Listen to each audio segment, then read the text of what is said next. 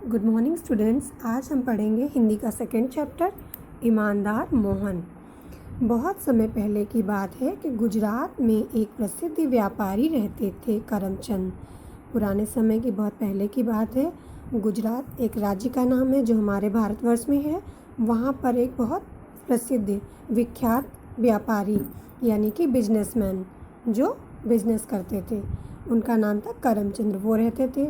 उनकी पत्नी का नाम पुतलीबाई था, पुत्र का नाम मोहन था। साथ ही घर में काज करने के लिए कुछ नौकर भी थे। एक दिन बाहर जाते समय करमचंद अपने कपड़े बदलकर जब रुपए अपनी जेब में रख रहे थे तो उन्हें संदेह हुआ कि रुपए कुछ कम हैं।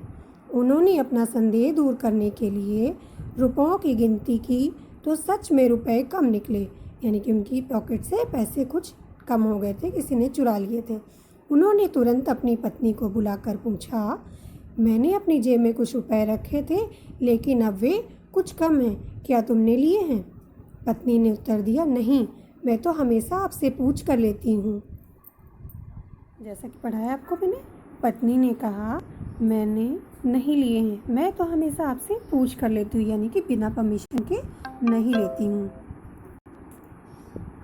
करमचंद ने घर के नौकरों को बुलाकर कड़क आवाज़ में पूछा, यहाँ पर टंगे मेरे कपड़ों में से कुछ रुपए चोरी हो गए हैं।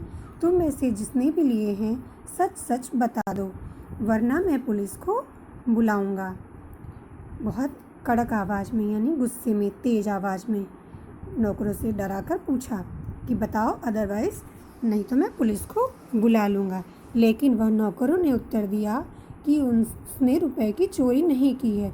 करमचंद परेशान होकर बाहर चले गए। उनकी समझ में नहीं आ रहा था चोरी कौन कर सकता है। करमचंद घर वापस आकर आराम कर रहे थे, तभी उनका बेटा मोहन उनके पास चुपचाप खड़ा हो गया। मोहन की आंखों में टप टप आंसू गिर रहे थे।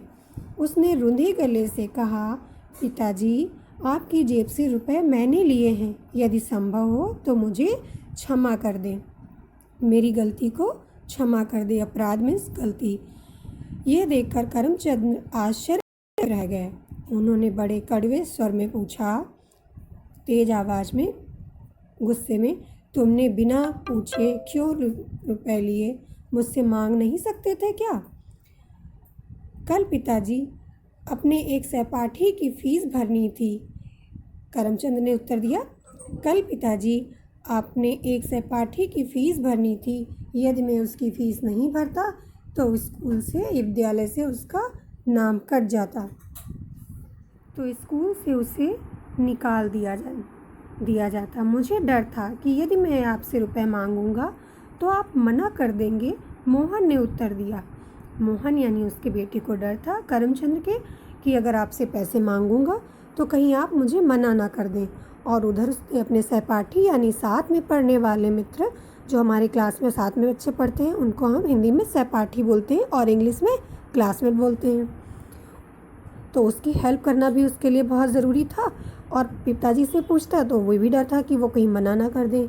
और वो बच्चा छोटा भी था, इसलिए उसने ऐसा गलत काम कर तो लिया, लेकिन बाद में अपनी गलती भी मान ली।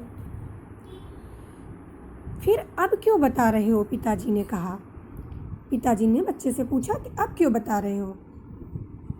बच्चे ने उत्तर देना शुरू किया, जब मुझे पता चला कि आप नौकरों पर क्रोध कर रहे थे, मुझसे रहा नहीं गया। मेरी गलती का दंड उन्हें भुगतना पड़ता, जबकि वे तो निर्दोष हैं। अगर हमसे गलती हो गई और किसी और को डांट पड़ रही है तो उस समय हमें अपनी गलती मान लेनी चाहिए। हमारी गलती की वजह से किसी निर्दोष यानी जिसका कोई दोष ना हो, जिसकी कोई गलती ना हो, उसे दंड मिले, उसे सज़ा मिले, तो ये गलत है ना। ऐसा होने पर मोहन ने ये अपनी बात पिताजी से कही। बालक मोहन की सत्यता, ईमानदारी और न्यायप्रियता की भावना को देखकर करमचंद बहुत खुश हुए और उन्होंने कहा, बेटा, एक दिन तुम्हारा यश दूर दूर तक फैलेगा, यानी कि तुम्हारी ख्याति होगी, प्रसिद्धि होगी, लोग तुम्हारे नाम को जानेंगे। आगे चलकर उनकी ये बात सच साबित हुई। यही मोहन बड़ा होकर महात्मा गांधी के नाम से प्रसिद्ध हुआ, जिन्हें हम प्यार से बापू कहते हैं और राष्ट्रपिता के नाम से जानते हैं। गांधी जी के बारे में आप लोगों ने आज इतनी अच्छी कहानी पढ़ी, काफ़ी कुछ आप लोगों ने इससे सीखा भी होगा। गांधी जी बचपन में झूठ बोला था, लेकिन जीवन में उसके बाद अपनी गलती स्वीकारने के बाद पूरे जीवन भर सत्य, ईमानदारी और अहिंसा का पालन किया।